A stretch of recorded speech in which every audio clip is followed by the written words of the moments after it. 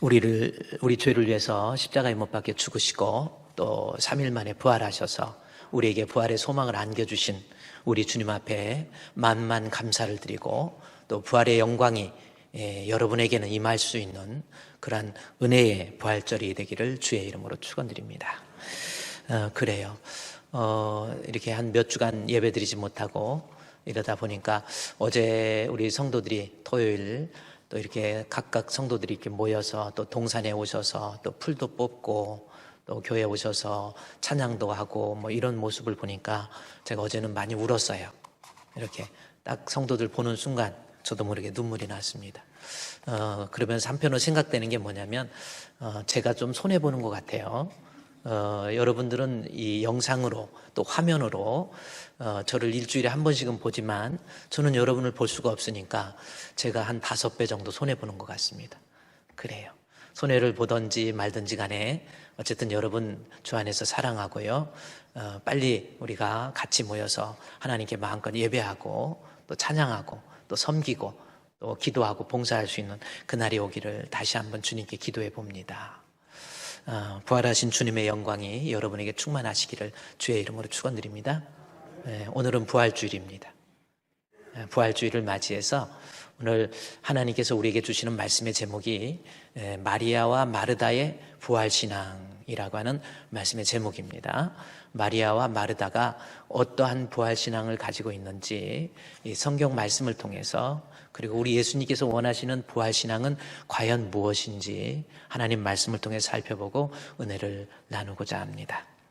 자, 본문에 한번 성경을 보도록 하겠습니다. 우리 요한복음, 오늘 본문은 요한복음입니다. 제가 계속해서 이 온라인 예배를 드리면서 요한복음을 가지고 요한복음 4장 그리고 지난주에는 요한복음 1장을 가지고 또 오늘은 요한복음 11장을 가지고 이렇게 말씀을 살펴보고 있습니다.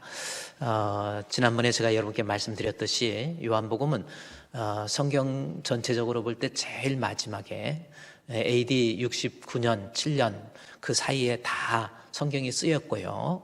그 다음에 약 20년 정도 흐른 다음에 마지막으로 성경의 내용을 총 요약해서 사도 요한이 이 밤모섬에 유배돼서 죽음을 앞두고 순교를 앞두고 성경을 요약하고 기독교의 신앙을 요약한 책이 바로 요한복음이다. 여러분께 말씀을 드렸지요. 따라서 우리의 신앙의 건강한 모습을 위해서는 이 요한복음을 제대로 이해해야 우리의 신앙이 건강하게 말씀 안에서 잘 성장할 수 있다라는 거지요. 그만큼 요한복음은 중요합니다.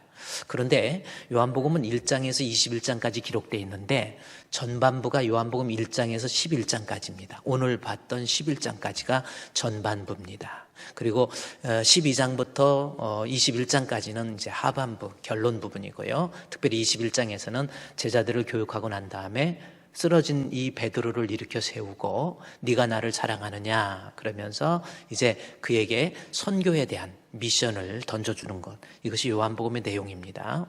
이 전반부 요한복음 1장에서 11장까지 내용은 이 표적을 통한 세메이온이라고 하는 표적을 통해서 우리가 믿는 예수님은 과연 어떤 분이신지 그것을 우리에게 설명해 주고 있는 내용이 그래서 요한복음의 표적의 책이다 그렇게 이야기를 합니다. 여러분 표적과 기적의 차이가 뭡니까? 표적과 기적 혹은 이적의 차이는 뭡니까? 표적이라고 하는 것, 여러분 표적이라고 하는 것은 기적과 이적을 포함하고 있습니다. 그러나 표적은, 기적은, 이적은 하나의 어떤 기적적인 사건을 끝나고 그렇게 기록되지만 표적은 반드시 그 지향점이, 그 목표점이 예수 그리스도의 십자가의 죽으심이에요. 그래서 요한복음에 나와 있는 어떠한 기적과 이적의 단계를 뛰어넘어서 하나의 표적으로 이해해야 되기 때문에 그 사건을 반드시 십자가에 귀결시켜야만이 그 성경을 제대로 해석할 수 있다는 겁니다. 그런데 오늘 이 표적의 책 1장에서 11장까지 기록되어 있는데 첫 번째 1장에서는 제가 전체적인 결론 부분으로서 예수님은 참 빛으로서 이 땅에 오신 세상 죄를 지고 가는 하나님의 어린 양에 대해서 말씀드렸고요. 2장에서부터 11장까지는 표적이 나와 있습니다. 혹시 요한복음에 몇 개의 표적이 있는 줄 아세요? 네. 요한복음에는 7개의 표적이 있습니다. 7개의 표적으로 요한복음을 통해서 아까 얘기했듯이 이 표적은 예수님이 누구인가를 어떠한 기적의 사건을 통해서 예수님에 대한 설명으로 이 사건을 종결짓게 되는 거예요. 첫 번째 표적이 요한복음 2장에 나와 있는 저하고 같이 공부했던 말씀이 있죠. 가나 혼인잔치에서 포도주가 떨어졌을 때에 물로 포도주 만든 사건입니다. 자, 이 기적을 표적으로 이해하라고 그랬죠. 물로 포도주 만든 사건은 반드시 예수의 십자가와 연결이 돼야 된다라는 것을 말씀드렸죠. 그래서 요한복음에서 물로 포도주를 만들었다라는 것은 예수님의 능력이나 어떠한 기적을 말하려고 하는 것이 아니라 그것은 하나의 표적인데, 포도주, 십자가에 못 박혀서 물과 피를 다 쏟으신 예수 그리스도의 십자가의 죽음만이 우리 인류를, 유대인들을 혹은 세상의 어떤 종교도 해결할 수 없는 것을 우리 인류에게 기쁨과 평안, 위로, 그리고 구원을 줄 수 있는 분은 오직 예수님밖에 없다라는 거죠. 그래서 십자가에 못 박혀 피 흘리시는 것, 그리고 포도주 사건을 통해서 결국은 우리 예수님은 우리의 죄를 해결하고 우리를 구원해 주실 진정한 메시아시다라는 것을 요한복음 2장을 통해서 이야기합니다. 그리고 이제 표적은 계속해서 11장까지 이어지는 거예요. 이 요한복음 2장, 3장 쭉 나가다가 오늘 본문 요한복음 11장은 요한이 제시했던 마지막 표적이에요. 이 마지막 표적은 나사로의 죽음을 통한 예수님의 부활이 무엇인가라고 하는 것을 우리에게 설명해 주고 있다라는 겁니다. 죽은 나사로, 죽은 지 나흘이나 됐던 이 나사로가 부활함으로 얼마나 기적입니까? 그러나 이 기적은 반드시 세메이온, 표적으로 연결지라고 그랬죠. 나사로의 부활을 통해서 부활의 주가 되신 예수 그리스도, 그 예수 그리스도를 믿음으로 우리가 얻게 될 부활의 영광, 그것이 무엇인가를 요한복음 11장을 통해서 설명해 주고 있다라는 겁니다. 따라서 여러분이 앞으로 요한복음 11장만 보더라도 나사로 죽은 자를 살리시는 능력의 예수님, 그거 아닙니다. 나사로의 부활을 통해서 예수 그리스도의 부활이 어떤 모습인가, 그리고 우리가 그리스도에게 연합함으로 말미암아 우리에게 주어지는 부활은 과연 어떤 모습일까라고 하는 것을 설명하기 위한 내용이 요한복음 11장입니다. 그래서 예수님의 기적과 능력의 초점이 아닌 예수님의 부활을 통한 부활의 내용이 무엇인가라는 것을 오늘 본문을 통해서 이해를 해야 됩니다. 자, 그러면 우리 한번 이제 이 본문을 한번 보도록 할까요? 먼저 요한복음 11장의 내용을 이해하기 전에 먼저 25절 말씀부터 우리 한번 보도록 하겠습니다. 우리 강해 설교이기 때문에 여러분이 성경의 내용을 좀 보면서 확인해 가봅시다. 25절 말씀에 예수께서 이르시되 나는 부활이요 생명이니 나를 믿는 자는 죽어도 살겠고, 같이 연결해서 예수께서 이르시되 나는 부활이요 생명이니 나를 믿는 자는 죽어도 살겠고 무릇 살아서 믿는 자는 영원히 죽지 아니하리니 내가 이것을 믿느냐, 이렇게 나와 있습니다.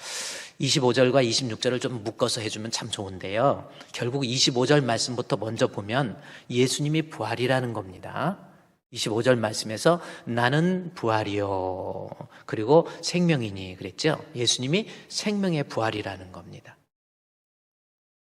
예수님께서 부활하셨다라는 거예요. 나는 부활이요 생명이다. 생명의 부활 이야기하죠. 그러면서 나를 믿는 자, 믿음에 대해서 나오죠. 믿으면 죽어도 사는 거예요. 예수님은 부활이시고, 그리고 그 부활을 믿는 자는 나 또한 부활할 수 있다라는 거지요. 그 다음 절 한번 볼까요? 26절 말씀에 무릇 살아서 나를 믿는 자, 역시 믿음에 대해서 강조하죠. 예수님은 부활하셨고 예수님을 믿는 자는 영원히 죽지 않는, 그게 뭡니까? 영생을 얻게 된다라는 겁니다. 우리 예수님 부활하셨고 그 부활을 믿으면 우리에게는 영생. 여러분 이것을 믿습니까? 아멘. 그래요. 예수님은 우리를 위해서 십자가에 못 박혀 죽으셨을 뿐만 아니라 부활하셨다라는 거예요. 부활의 주님을 내가 믿을 때 나 또한 영생, 부활을 얻을 수 있다라는 겁니다. 그러면 여러분 다시 제가 질문합니다. 이 부활주일, 이 주일에 여러분 예수님 부활하신 거 믿습니까? 다시 한번 한번 이번에는 생각해보고 그냥 습관적으로 하지 마시고 다시 한번 묻습니다. 여러분 예수께서 부활하신 것을 믿습니까? 그러면 영생을 얻습니다. 자, 여기에서 성경을 잠깐 참고해 보면 화면을 보면 나옵니다. 고린도전서 15장을 부활장이라고 합니다. 고린도전서 15장 2절부터 말씀해 보면요, 예수 그리스도의 부활이라고 하는 것이 무엇인가라는 것을 설명을 해주고 있어요. 만일 내가 전한 그 말을 굳게 지키고, 바울이 쓴 책입니다.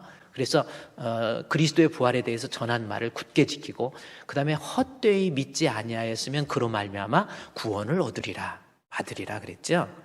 그러면 이 말씀은 헛된 믿음이 있다라는 거예요. 헛되이 믿지 않아야 그러니까 구원을 얻지 못하는 헛된 믿음, 그게 헛된 믿음이 있다라는 거예요. 그러니까 교회에서 열심으로 신앙생활하고 믿음 생활하고 이렇게 교회도 다니고 찬양도 하고 봉사도 하는데, 그 사람이 가지고 있는 그 믿음이 헛된 믿음, 구원 얻지 못하는 믿음이 있다라는 거예요. 여기서 헛되다라고 하는 것은 무슨 뜻이냐면, 헛된 믿음이라는 게 뭐예요? 헛되다, 믿음은 믿음인데 헛된 믿음 할 때 헛되다는 것이 무슨 뜻이냐면, 영어로 보면은 uselessness라고 하는 단어를 썼어요. 이것이 헛것이라는 단어입니다. 그럼 use라고 하는 것이 사용한다라는 뜻입니다. 효용이 있다, 쓸 수 있다. USC 그랬죠. 그러면 less라고 하는 것은 부정을 나타내는 말이에요. 사용할 수 없는. 그리고 this라고 하는 것은 명사를 만들기 위한 내용, 그 어미지요. 그래서 useless 하면은요, 아무런 효력이 없다라는 거예요. 한번 읽어볼까요? useless. 자꾸 반복하면 혀도 습관이 돼서 useless 됩니다. useless. 다시 한번 합시다. useless. 그러니까 내가 가지고 있는 믿음이 자칫 잘못하면 효력을 나타내지 못해요. 그러면 한번 생각해 보시다. 믿음의 효력이 뭡니까? 내가 예수 믿으면 그 효력이 뭘로 나타나요? 믿는 자에게는 영생을 얻습니다. 그렇죠? 자, 고린도전서 15장 2절의 말씀에 보면 15장 2절에서 그 말씀을 얘기해요. 우리가 헛된 믿음, 아무런 효력이 없는 믿음, 혹시 이 가운데도 또 이 유튜브를 통해서 말씀을 듣고 있는 성도들 가운데서도 내가 신앙이 있다, 뭐 기독교인이라 이렇게 말하지만 내가 가지고 있는 이 믿음이 아무런 효력을 나타낼 수 없는 무용한 그러한 믿음은 아니냐는 거지요. 그러면 어떤 믿음이 효력이 없는지 그 다음 절 3절 말씀에 보면은 그 말씀이 있습니다. 내가 받은 것을 먼저 너에게 전했니 성경대로 그리스도께서 우리 죄를 위해서 죽으시고. 자, 여러분이 교회를 다니지만 하나님 앞에 구원을 얻는 믿음을 이루기 위해서는 예수님 나 위해서 내 죄 없이 해주시기 위해서 십자가에 못 박혀 죽으셨다, 이 사실을 먼저 믿어야 돼요. 2000년 전에 예수님이 십자가에 못 박혀 죽으셨다, 이것을 믿는 믿음이 있어야 됩니다. 그 다음에 이제 4절 말씀해 보면 그 믿음에서 끝나는 게 아니에요. 그리고 만약에 예수님이 십자가에 못 박혀 죽으셔서 우리를 위해서 십자가에 못 박혀 죽으셔가지고 지금도 무덤에 계신다, 그러면 그게 어떠한 역사도 일어날 수가 없어요. 그저 2000년 전에 어떤 한 청년이, 용감한 청년이, 아주 의로운 청년이 그렇게 한번 세상을 떠들썩하게 했나 보다, 이 정도로 끝나는 것이지, 지금 무덤에 계신다고 한다면 그것은 결국 예수는 우리를 구원할 수 있는 구원자가 될 수가 없다라는 겁니다.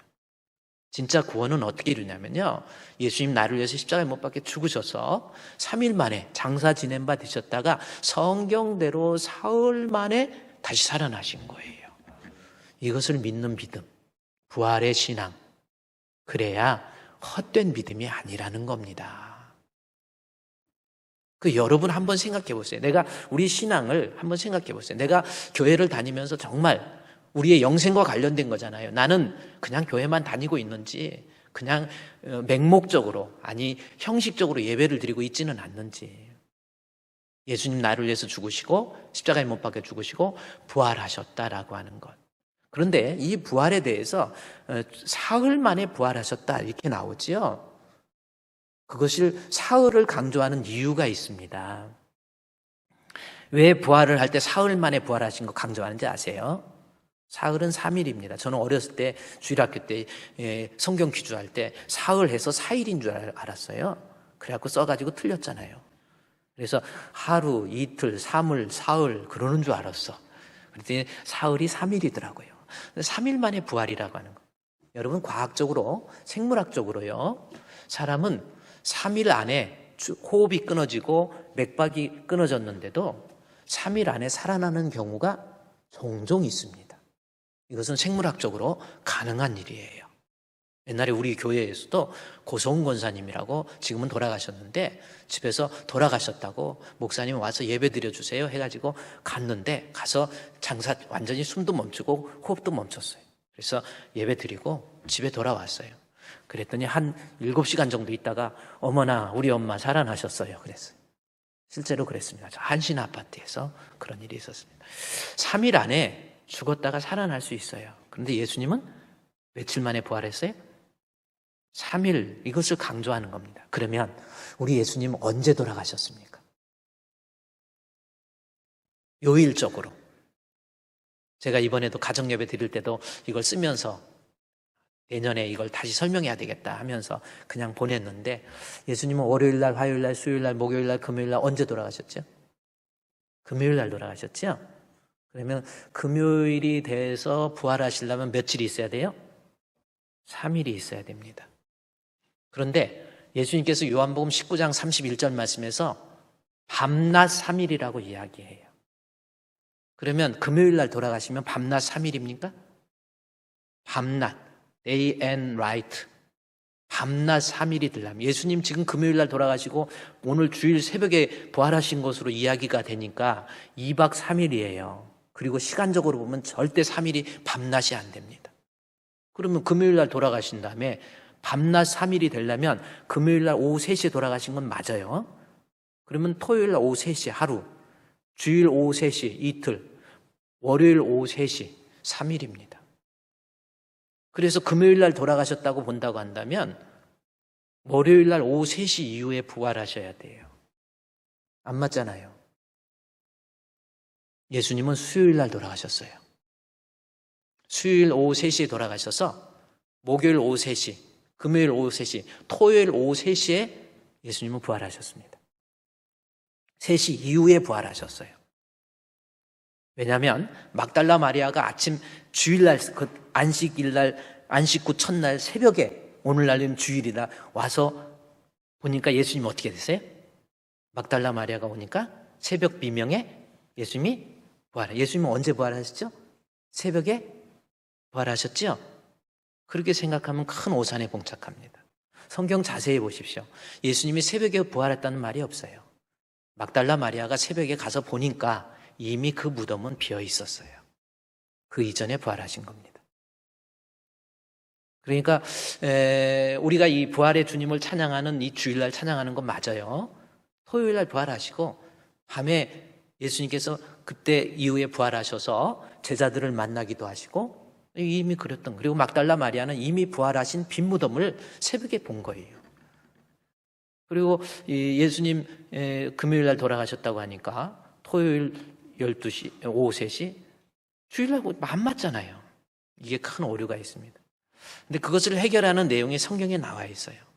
예수님이 수요일날 오후 3시에 십자가에 못 박혀 죽으셨다라는 것이 성경에 정확히 나와 있어요. 이 내용은 그래야만, 어쨌든 여러분은 이제부터 우리 전 세계적으로 팬데믹한 성경의 잘못된 해석이 거기에 기록 있는 겁니다. 예수님은 수요일날 돌아가셨어요. 그래서 수요 예배 드리는 거는 어떻게 이제부터는 십자가의 기념 예배로 드리는 것이 좋고요. 금요일 십자가 기념일이라는 것보다는 이제는 그냥 성도들의 영성을 위해서 드리는 거다, 이렇게 생각하는 것이 더 성경적인 것 같습니다. 목사님 진짜 수요일날 돌아가셨어요? 수요일날 돌아가셨습니다. 맞습니다. 그거는 이제 비로소 학자들의 머릿속에서 예수님 그게 날짜가 맞아가요. 지질학적으로, 과학적으로 보고. 예수님이 왜 수요일날 돌아가냐면 유대인들에게서 안식일이 있습니다. 근데 안식일이 정규 안식일, 일주일에 한 번씩 7일 만에 있는 안식일이 있고요. 유대인들이 안식일 중에서 소위 말하는 큰 안식일, 빅 세바스라고 하는 빅 세바스라고 관사를 딱 붙여요. 1년에 한 번 있습니다. 유월절입니다. 유월절 어린 양. 그래서 요한복음 19장에서 유월절 어린 양을 강조하는 거예요. 예수님은 큰 안식일 1월 14일, AD 30년 4월 3일이 수요일이에요. 그건 역사적으로 정확하게 맞아 들어갑니다. 유대력으로 보니까 수요일 날 돌아가셨어요. 자, 어쨌든 우리 예수님은 우리를 위해서 십자가에 못 박혀 죽으시고 부활하셨습니다. 여러분 믿으십니까? 그러면 혹시 헛된 믿음 아니에요, 여러분? 그냥 교회만 다니고 있는 그런 헛된 믿음 아니에요. 예수님은 부활하셨어요. 그래서 고린도전서 15장 2절, 3절 보니까 3절, 4절 말씀에서 계속해서 내려가서 보면요, 예수님의 부활에 대해서 그리스도께서 우리를 위해서 죽으시고 3절, 그 다음에 4절에 장사 지낸 바 됐다 성경대로 사흘 만에 살아나셨어요. 그 다음에 보면 무슨 말씀이 있냐면 예수님의 부활이라고 하는 것이 과학적으로 상식적으로 이해가 가지 않아요. 3일 만에 완전히 죽은 다음에 부활한 거지. 약간 그래서 지금 이단이나 사탄들이 뭘 노리냐면, 아니 금요일 날 돌아가셨으니까 3일이 안 되지 않느냐, 2박 3일이니까 그 시간적으로 보면 물리적으로 다시 살아날 수 있는 가능성이 있어. 그래서 예수님은 십자가에 죽으신 것이 아니라 기절했을 뿐이고 예수님 시체를 도적질하다가 누가 살려놓은 거야, 이렇게 얘기하고 있잖아요. 자, 그런데 예수님의 3일, 완전히 3일을 채웠어요. 그리고 완전히 확실하게 죽은 겁니다. 그리고 죽으시고 부활하셔서 게바에게 보이시고 그리고 12 제자에게 보여주신 거예요. 그리고 그 다음 절에 500의 형제에게 일시에 보여주셨다라는 거예요. 여러분, 한 사람이 본 것도 우리가 믿을 만한데 두 사람이 봤다, 거의 확실한 겁니다. 세 사람이 봤다, 네 사람, 500의 형제에게 일시에 보였다. 예수 그리스도의 부활에 부인할 수 없는 확실한 에비던스예요. 나중에는 바울도 봅니다. 예수를 핍박했던 바울이 핍박하다가 느닷없이 예수를 위해서 목숨 바친 거, 진리 때문에 목숨 바친 건지, 부활도 안 했는데 거짓을 보고 목숨 바치겠어요? 그 다음에 보면요, 대다수 살아있죠. 그 후에 야고보에게 보이시고 그 후에 모든 사도에게와 그 다음에 맨 나중에 만삭되지 못한 바울에게도 보여주셨어요. 부활이라고 하는 것은 역사적으로 확실하다라는 것을 우리에게 이야기해 주고 있다라는 겁니다. 어떤 집단적 환상에 의해서 부활하지도 않았는데 부활했다, 이렇게 볼 수 없다라는 거예요. 예수의 부활은 확실한 거예요. 믿으십니까? 예수의 부활은 확실한 부활이었다라는 겁니다. 제가 여기서 리 스토르벨이라고 하는 분, 지금도 살아계시고 윌로우 크릭 교회에 다니다가 은혜 받고 목사님 됐던 분이죠. 리 스토르벨이라고 하는 분이 계십니다. 저분 두 부부예요. 리 스토르벨이라고 하는 사람이 에일 대학 법학대학을 나오고요. 그 다음에 신문기자, 저널리스트가 돼가지고 신문기자, 그리고 기독교에 대해서 매우 부정적으로, 그리고 예수 믿는 거에 대해서 아주 염세적인 입장에서 있었던 사람. 예수 믿는 사람들은 가진 거 없고 의지할 데 없고 못 배워서 예수 믿다라는 그러한 생각을 갖고 있었던 사람이 저 사람입니다.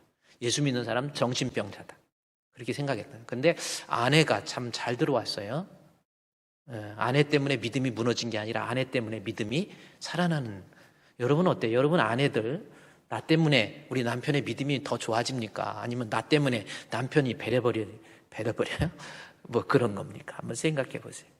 저 아내가 여보 우리 교회 좀 갑시다. 결혼하고 난 다음에 아유 뭘 교회를 가냐고, 그래도 권면하고 설득해서 교회로 모시고 갔지요. 윌로우 크릭 교회를 갑니다. 가서 한 번 듣고 두 번 듣고 말씀을 듣다가요, 믿음은 들음에서 나잖아요.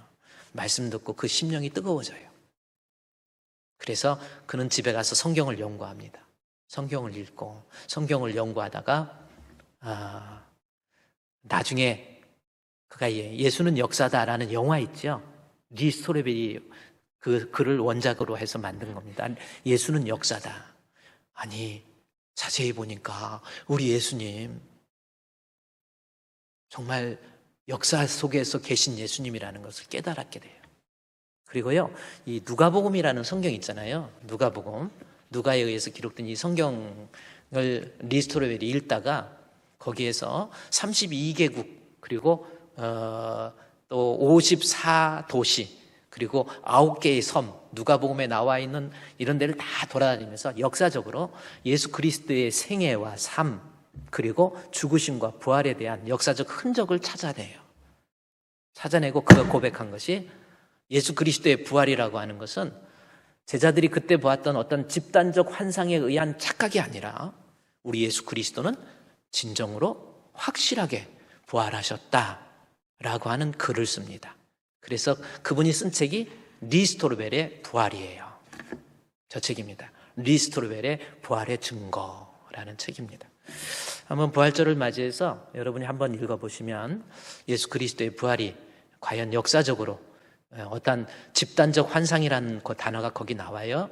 여러분 혹시 집단적 환상에 의해서 믿음도 그냥 어떤 엑스터시 페노메눔, 엑스터시 현상에 의해서 그냥 믿음도 없이 그냥 슬금슬금 밀려가는 이러한 사람들에게 있어서 대단한 도전을 주는 책이 저 책이에요. 그래서 예수님은 과연 살아계시고 예수님은 과연 부활하셨다라고 하는 것, 그것을 쓴 책이 바로 저 책입니다. 그러면 다시 요한복음 11장으로 잠깐 가도록 하겠습니다. 다시 묻습니다. 요한복음 11장. 여러분 집단적 환상에 빠지지 마시고 그러다가 이단되잖아요. 그 집단적 환상에 빠져. 아니 그렇게 이만희가 일저질러 놨는데도 지금도 이만희 떠나지 못하고 쫓아다니는 것들 보세요. 이만희가요. 우리 대한민국이 끼친 그 돈을 경제적으로 따졌더니 수십조 원이에요. 수십조 원. 그런데 법으로 구상권 청구하려는데 할 방법이 없더래요. 구상권 청구해서 받을 돈이 없어요. 한 300만 원 정도밖에 청구를 못해요. 참 안타까운 일이죠. 가정을 파괴하고 그렇게 참 그 따르는 무리들을 향해서 긁어낼 것 다 긁어내가지고 그렇게 망하게 하고 참 어리석기 짝이 없는 거예요. 그래요. 우리가 하나님 말씀 성경에 대해서 제대로 모르면 그런 현상에 빠지게 돼요. 자, 오늘은요, 마르다와 마리아의 부활신앙을 통해서 내가 과연, 여러분 예수 믿지요? 다시 여기 요한복음 11장 25절 말씀에 나는 부활이요 생명이니 나를 믿는 자, 믿으면 부활합니다. 죽어도 삽니다. 살아서 믿는 자, 믿으면 영생을 얻습니다. 이것을 내가 믿느냐? 왜 대답 못하세요? 예수님의 부활하심을 믿습니까? 아멘. 제가 진짜 믿어도 돼요? 그러면 예수님 부활하심을 믿으면 나도 부활하잖아요. 그럼 어떻게 부활하는 거예요? 지금 이게 문제란 말이에요. 마리아와 마리다가 가지고 있었던 부활 신앙이나 지금 내가 가지고 있는 부활, 예수님 부활, 나는 부활 믿어요, 아멘, 아멘 했어. 그럼 어떻게 부활해?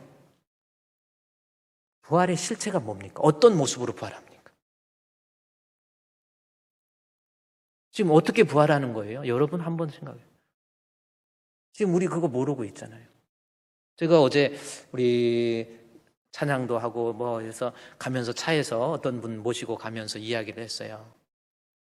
부활을 믿습니까? 그랬더니 아멘. 어떻게 부활합니까? 예? 천국까지요. 여러분 어떻게 부활합니까? 우리 한번 생각해요. 나는 정말 부활신앙을 가지고 있댔는데 나는 어떤 모습으로 부활하는지 좀 살펴보자는 겁니다. 그러면 이 본문을 통해서 이 부활이라고 하는 것이 무엇인지를 7개의 사인, 세메이온을 통해서 마지막 부활이라고 하는 것이 무엇인가를 이 마르다와 마리아가 가지고 있는 부활신앙과 비교해서 예수님은 어떤 부활을 우리에게 이야기하고 있는지 한번 말씀을 좀 살펴보도록 하겠습니다. 자, 요한복음 11장에 있는 말씀. 여러분 상당히 중요한 내용들이에요. 요한복음 11장에 어떤 병자가 있으니 이는 마리아와 그 자매 마르다의 마을 베다니에 사는 나사로. 자, 나사로라는 사람이 나오지요. 나사로의 여동생 둘, 마리아와 마르다, 베다니에 살고 있는 나사로입니다. 자, 그런데 나사로를 보니까 본문의 말씀에 보니까 지금 나사로가 죽었어요? 살았어요? 죽었냐? 살았냐? 살았다. 뭐 이런. 지금 죽었어요? 살았어요? 뭐 확실히 얘기해 보세요. 어디가 죽었어요? 어떤 병자 아직 안 죽었어요. 그렇잖아요. 어떤 병자는 살아있는 거예요. 그러니까 지금 나사로는 살아있다라는 겁니다. 지금 그 말을 어떤 병자라는 표현 속에 집어넣은 거잖아요. 자, 그러면 나사로 살았어요.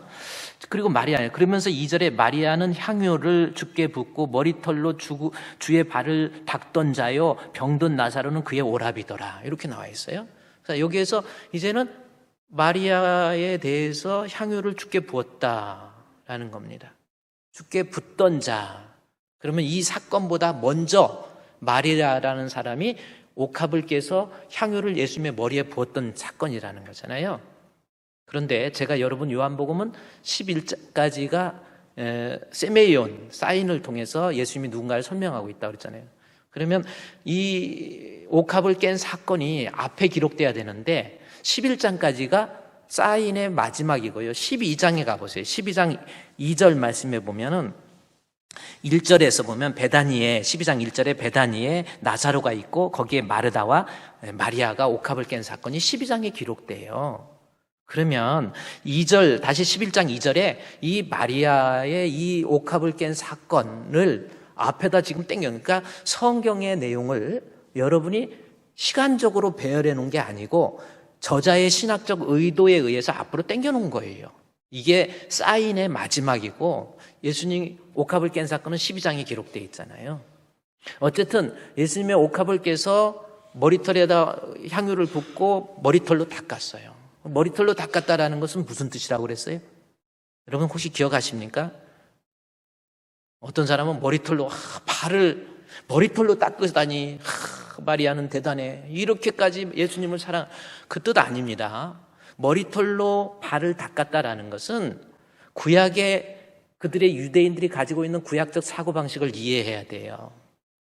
레위기 13장 45절 말씀에 보면은 머리털을 풀었다라고 하는 것은요, 나병 환자 입술을 가리고 부정하다 하나님 앞에 나는 버림받았다, 하나님 앞에 나는 죄인이다 라고 하는 것이 머리털 푸르는 현상이에요. 그래서 다시 요한복음 11장 2절에서 옥합을 깨갖고 머리털로 이 예수님의 발을 닦았다라는 것은 예수님의 사랑에 대한 표현이라기보다는 예수님 앞에 주여 나는 죄인입니다, 나는 하나님으로부터 버림받은 죄인입니다 라는 고백의 표시를 은유적으로 그려놓은 것이 머리털로 닦았다라는 표현입니다. 여러분이 앞으로 성경을 이렇게, 그래서 그만큼 예수님에 대해서 믿음이 강했던 여자가 마리아다라는 표현이에요. 그러니까 마리아의 헌신이 문제가 아니고 마리아가 그만큼 믿음이 강한 여자였다라는 것을 우리에게 설명해 주고 있습니다. 그러면서 3절에 볼까요? 그 누이들이 예수께 사람을 보냅니다. 보내면서 이르되 주여 보시옵소서, 사랑하는 자가 병들었나이다. 오빠가 지금 병이 들어서 죽어가고 있어요 라고 하는 것을 사람을 보냅니다. 지금 예수님이 계신 곳은 어디냐면 약 40km 떨어져 있는 예수님께서 세례를 받으셨던 요단강 주변이에요. 그러니까 지금 이 오빠가 죽으니까 이거 지금 죽어가고 있어요, 예수님 빨리 좀 살려주세요 하고 어떤 편지를 보내는 거예요.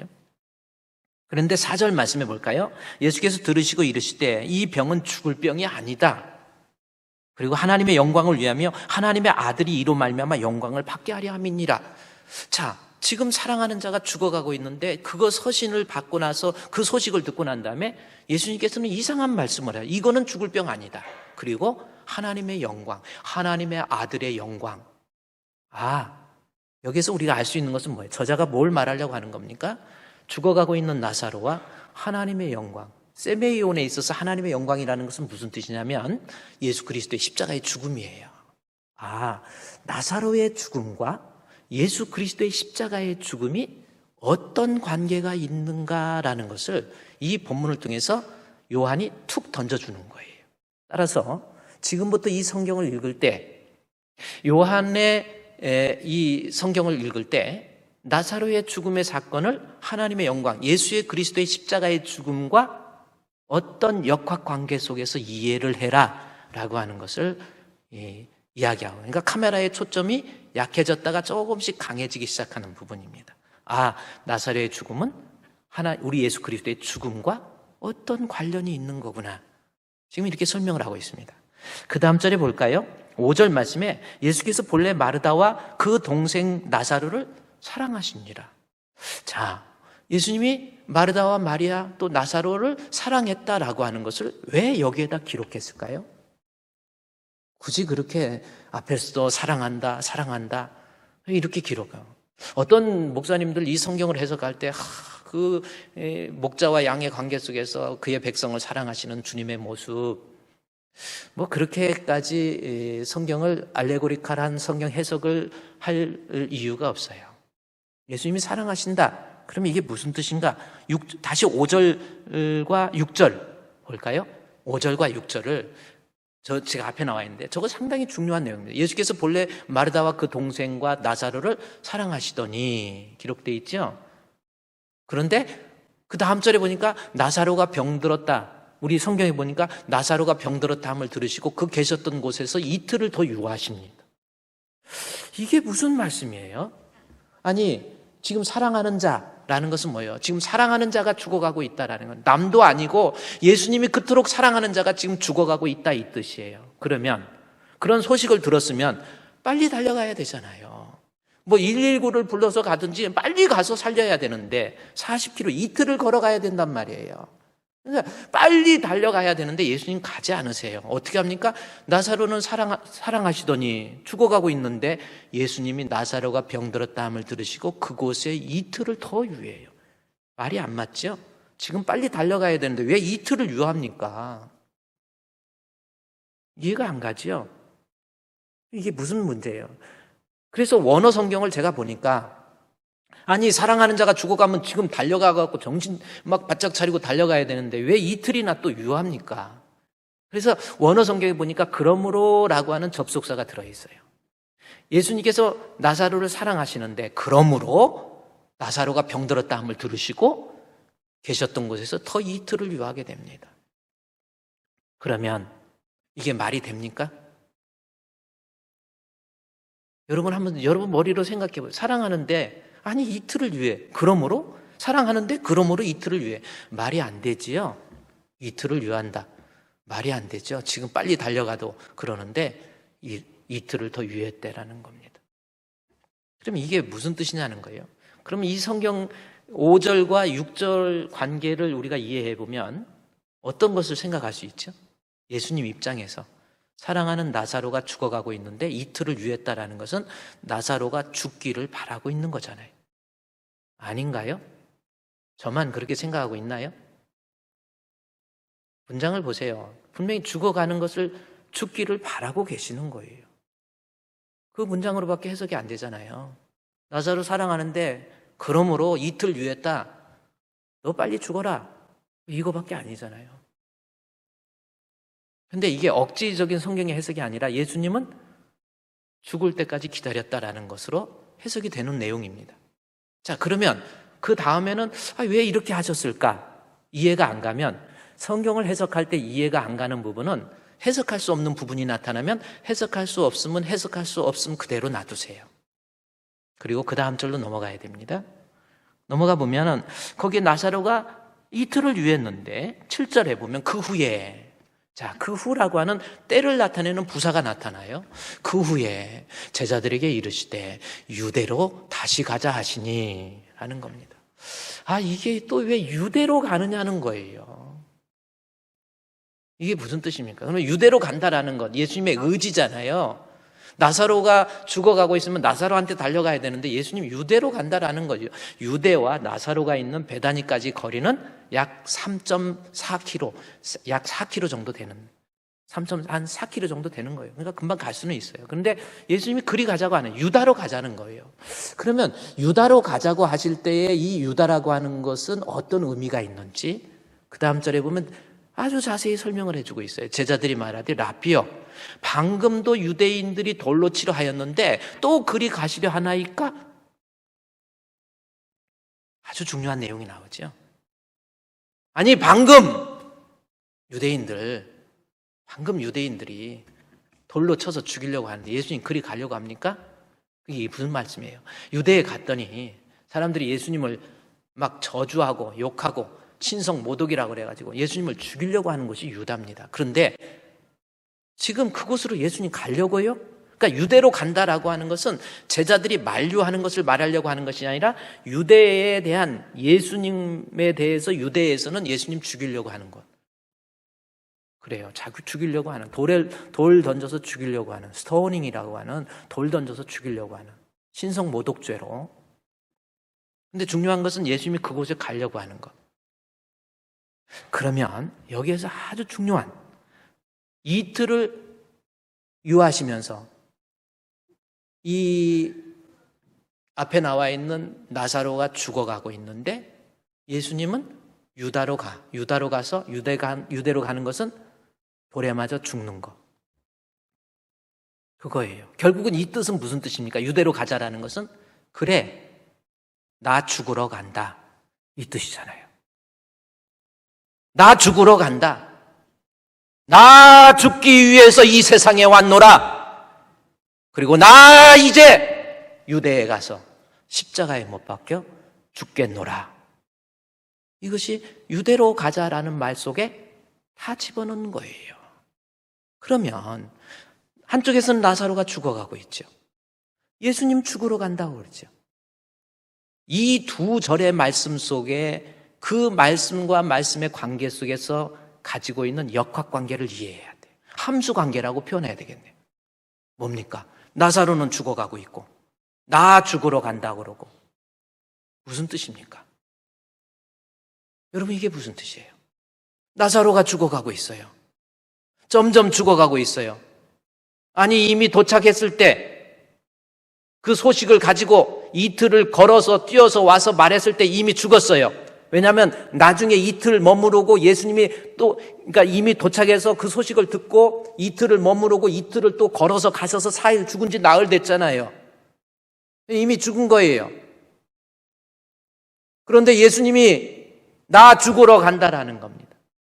이 말은 이 두 절의 말씀 사이에 가지고 있는 함수 관계는 뭐예요? 내가 죽어야 나사로가 산다. 지금 그 말씀이잖아요. 지금 요한은 그거를 강력하게, 그래, 내가 죽어야 나사로가 사느니라. 이 말씀이 유대로 가자라는 말 속에 옹골차게 집어넣은 거예요. 여러분, 이게 무슨 뜻입니까? 그래요. 나사로가 누구예요? 죽은 지 나흘 된 나사로가 누굽니까? 바로 나잖아요, 나. 바로 우리란 말이에요. 우리가 살아있는 것 같지만은 날마다 사망의 권세에 의해서 하루하루 죽어가는 것이 우리의 인생이에요. 저와 여러분의 실존이란 말이에요.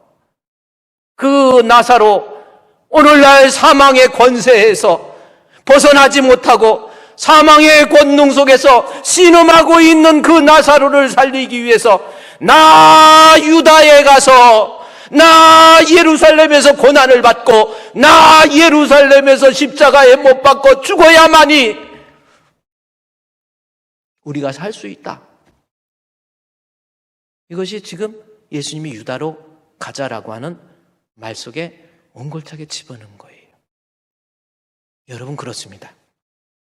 이 본문에 대해서 많은 학자들이 어떻게 생각하냐면, 그래, 예수님은 죽기 위해서 이 땅에 오셨고 우리 인생이라고 하는 것은 죄로 인해서 태어나면서부터 삶이라고 하는 것은 존재하지 않는다.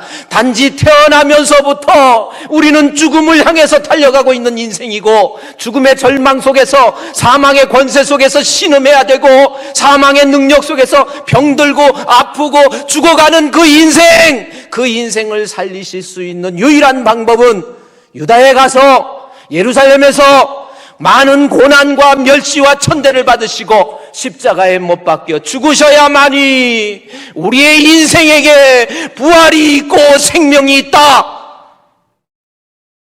그것이 예수님이 유다로 달려가고 있는 모습이라고 하는 겁니다. 자, 그러면서 9절 말씀해 보면은 예수께서 대답하시되 낮이 12시간이 아니냐, 사람이 낮에 다니면 이 세상의 빛을 보므로 실족하지 아니하고 밤에 다니면 빛이 그 사람 안에 있으므로 실족하지 않느니라. 이 말씀이 있습니다. 이 말씀은 유다로 가는 것을 만류하니까, 제자들이 만류하니까 지금은 예수님이 지금 거기 가서 십자가에 못 박혀 바로 죽으셔야 될 그 때가 아니다라는 것을 가르쳐주는 내용입니다. 이 내용은 거기까지고요. 그 다음에 11절, 이 말씀을 하신 후에 이르시되, 우리 친구 나사로가 뭐 했다고 그랬어요? 자, 우리 지금 9절, 10절까지 말씀을 통해서 죽어가고 있는 나사로, 죽어가고 있는 우리 인생들에게 있어서 참된 생명을 살릴 수 있는 방법은 예수 그리스도의 십자가의 죽으심, 이거밖에 없다라는 것을 우리에게 설명해 주고요. 그 다음에 11절에 이 말씀을 하신 후에 나사로가 잠들었다. 그러나 내가 깨우러 가노라. 제자들이 이르시되 주여 잠들었으면 낫겠나이다. 좋겠나이다 뜻이 아닙니다. 잠들었으면 좀 자다가 일어나겠네요. 병들었다가 다시 살아나겠네요. 그 뜻이죠. 그러면서 예수는 그의 죽음을 가리켜 말씀하신 것이다. 그들은 잠들어 쉬는 것을 가리켜 말씀하심인 줄 알고 그러니까 이 죽음을 생물학적 죽음으로 이해하지 못하고 그냥 잠자는가 보다 이렇게 생각을 한 거예요. 그때 예수님께서 말씀하신 14절에 이에 예수께서 밝히 이르시되 나사로가 뭐예요? 죽었느니라 라는 겁니다. 자, 여기에서 죽었느니라 라고 하는 단어가 헬라어 원문에 보면 현재 완료형을 쓰고 있어요. 이미 죽었어요. 이때 죽은 지가 며칠 됐어요? 이때 죽은 지가 언제 됐습니까? 아무이 됐어요? 며칠입니까? 제가 그랬죠. 예루살렘에서 예수님 계신 곳까지, 베다니에서 예수님 계신 곳까지 40km 걸어서 이틀입니다. 근데 이 예수님 베다니에서 소식이 오니까 예수님이 이틀을 유했지요. 그러니까 이틀 유했으니까 예수님께서 그 소식을 듣고 이틀을 유하고 난 다음에 그 후에 여기 나오잖아요. 7절에 그 후에 나왔잖아요. 그러니까 다시 돌아갑니다. 이틀에 걸려요. 가서 보니까 죽은 지 며칠 됐어요? 17절에 예수께서 와서 보시니 나사로가 무덤에서 있은 지 이미 며칠이에요? 나흘 된 겁니다.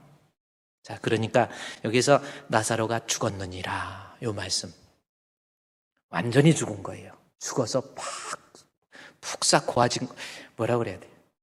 고아졌다고 그래야 되나요? 가짜로 죽은 게 아니고 진짜 죽은 거예요. 그러면서 이제 진짜 부활의 실제가 뭔가를 우리에게 설명해 주고 있는 겁니다. 바로 15절 말씀 한번 같이 읽을까요? 같이 읽겠습니다. 시작. 내가 거기 있지 않은 것을 너희를 위하여 기뻐하노니 이는 너희로 믿게 하려 함이니라. 그러나 그에게로 가자 하시니. 오늘은요 시간이 없기 때문에 여기까지만 합니다. 여기에서부터 너무 중요한 예수님이 이미 막 살아있을 때 안 가고 죽었을 때 가는 것이 너희를 위해서 기뻐한다.